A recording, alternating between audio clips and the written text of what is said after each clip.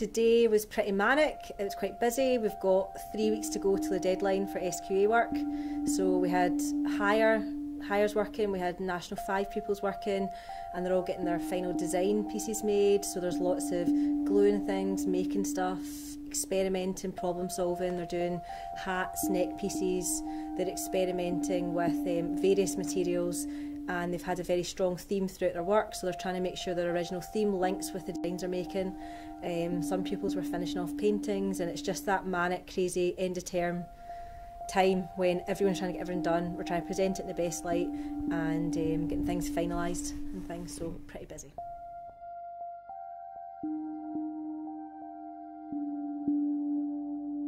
You can tell by being in the classroom, I think, that I think it's probably one of the only subjects that they get a chance to express themselves and really experiment. And because they're making things, and a lot of the pupils can actually talk with each other while they do it, so they find it quite a relaxing subject, and maybe perhaps more enjoyable than other ones, just because it's not as content based. It's much more about problem solving, making, experimenting and trying things out, you know. So I think that tends to be often the pupils' favourite subjects, you know, when they're doing things.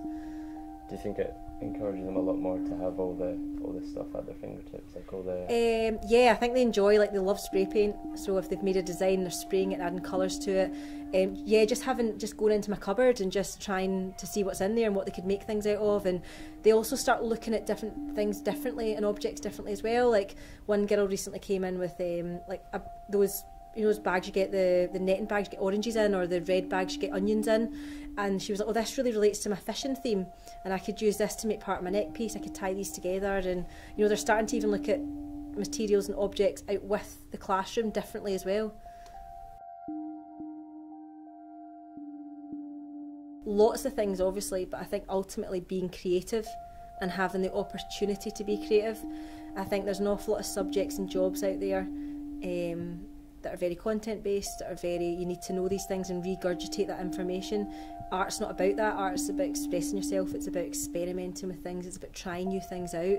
It's also very much about working as a team and talking to each other, communicating. Oh, I'm not quite sure about this neck piece or hat I'm making, blah blah blah, can you, whoever, other people next to him, can you help me with how do I fix this, what do you think would be a good idea? And it ends up being a really nice community that's created through art, I think.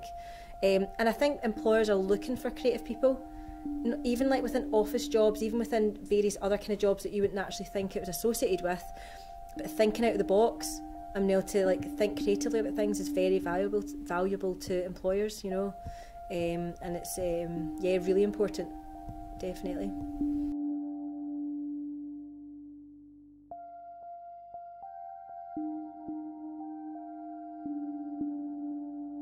I think we're driven by SQA at times as well, so we've got to go through a certain course, the pupils have got to produce certain things at certain time limits, and I think extracurricular activities and projects that are on out with the school, and even after school clubs and things like that, are really important, because there's not those restrictions of time and certain things that have got to be done in certain sizes and certain work that's got to be produced. It's more about experimenting even more and becoming a lot more comfortable with their creativity and their own ability as well, and then that can come back into the art course as well, where pupils have, oh, I tried this at my art club.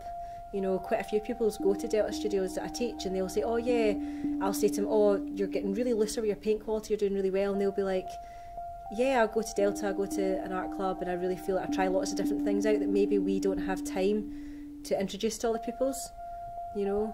So do all of them know about it, or is it? Yeah, a lot of pupils know about Delta. I'm not sure if it's time other clubs are a member of, or I don't know how much it costs to be part of it, I'm not sure, but there's 3 pupils in my 3rd year class that spoke to me about it, and a couple of pupils, there's a senior that goes to do kind of, I think it's just studio space and do folio things.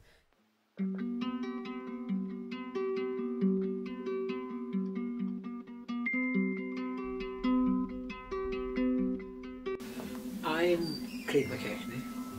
I'm an artist. I was born in Glasgow. Glasgow is my roots, my tribe, my kind of reason of being in lots of ways.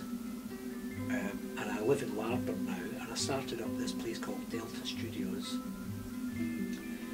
from experiences. Carl Jung wrote a thing once that if you want to understand the human psyche, you have to, I think he said, you have to have had experiences in, you know, every aspect of it, from the poorest to the richest, from gutters to mental hospitals and prisons and things. And I actually read it fairly recently, and I'd been in a lot of these places, not as an inmate or a prisoner, but usually as a visiting artist. So that gave me this thing about making, to see if something would work with the vision of taking away all these islands. There's a teaching studio which just now has got 1, 2, 3, 4, 5, 6, 7, 8 people in it, 9 people, and it ranges from someone who used to be an eye surgeon, someone who used to work in an office, somebody who was a businessman, someone who lived in Dubai for 34 years making roads, 2 people who have autism. This is Alison. Is that going to be different colours? No, I was painting it black, and then I could reshape it because I could see the detail there. So where we shaped his face. My name's Alison de Vennes. Started coming to Delta about 4 or 5 years ago. It was my social worker that introduced me to Craig. I was a bit dubious at first because I had real medical problems. I couldn't remember anything, I had problems doing things, and I knew I wouldn't be able to paint. I would have real difficulties. And I saw somebody here who was using clay, and I thought I could do that because it's messy and it doesn't look like I would be making a mess. It would be quite easy for me. So I joined, and as with everything else, it's difficult when you first start because it's quite intimidating starting something different. But once you've met Craig, as you have, you just he takes the mick out of everybody. So if you don't have a sense of humour, then you've come to the wrong place. So as I say, I've been coming 4 or 5 years, and I just do different things every time I'm here. Sometimes it's good, sometimes it's not so good, but I enjoy every minute that I'm here, absolutely every minute. And because I'm a lot more relaxed, and obviously with better medication, I'm absolutely perfectly fine. It doesn't matter if I forget things, it doesn't matter, as I say, if I need a day off, or if I don't really want to do anything whilst I'm here. It's just joining in with everybody else. And the great thing is as well, I can bring my dog, so I could stay as long as I like. It's just, I love every minute of being here. Craig's been a fabulous help. The whole art thing has been a fabulous help to me. I've loved every minute of it, and I still do.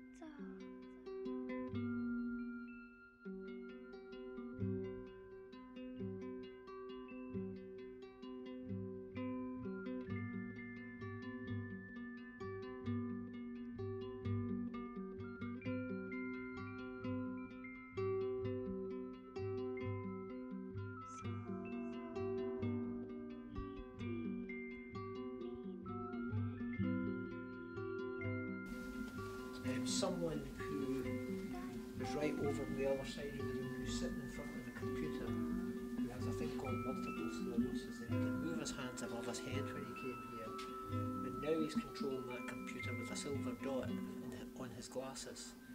So he buys in Photoshop packages and makes art, and he Wi-Fi's it to the office, and from the office it gets Bluetooth to the print room.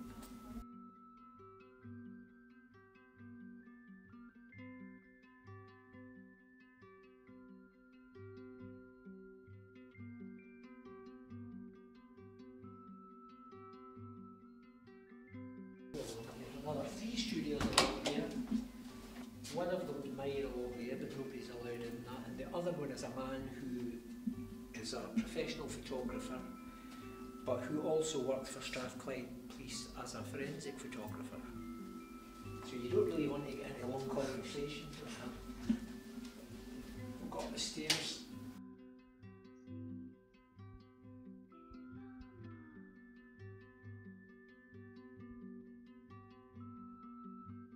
So this is between the exhibitions.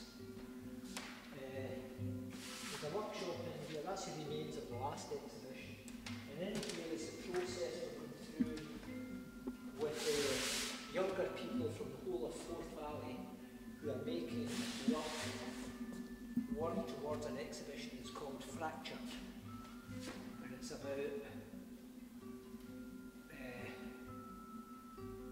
an oil company who want to frack, it's called, underneath the ground in the whole of Forth Valley, and a lot of people find it extremely threatening. And the kids are doing research on it to find out what can. All this will eventually turn into an exhibition.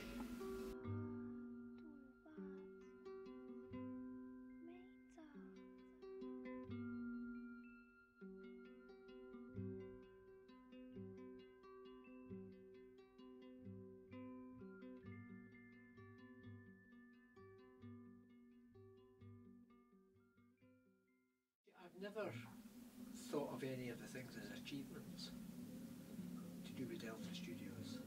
When I came through from Glasgow, we stayed in an old coach house, and one person turned into 40 and wanted to come to classes in my studio where the horses and the coach used to be kept, and then I would have exhibitions and turn the whole bottom of the house into a gallery. And before coming up here, over 2 weekends, there was 1,000 people came. So that's part of what informs here, as well as being an artist in prisons and hospitals and community things, mostly in Glasgow. So I always saw all these islands. So they had an island for someone or people who had long-term mental health problems, and there would be an island for someone who had physical disabilities, and an island for people with learning disabilities. So here, there are no islands. So people are all mixed together. So that struck me as something really interesting to do. You just have to watch the mix of people is good and kind of works, but it doesn't become overbalanced. Because anyone could have someone in their family who has a vulnerability of some sort. So I never ever liked the notions of these places that I used to work in that were dotted all around our communities. So this place worked almost from the word go.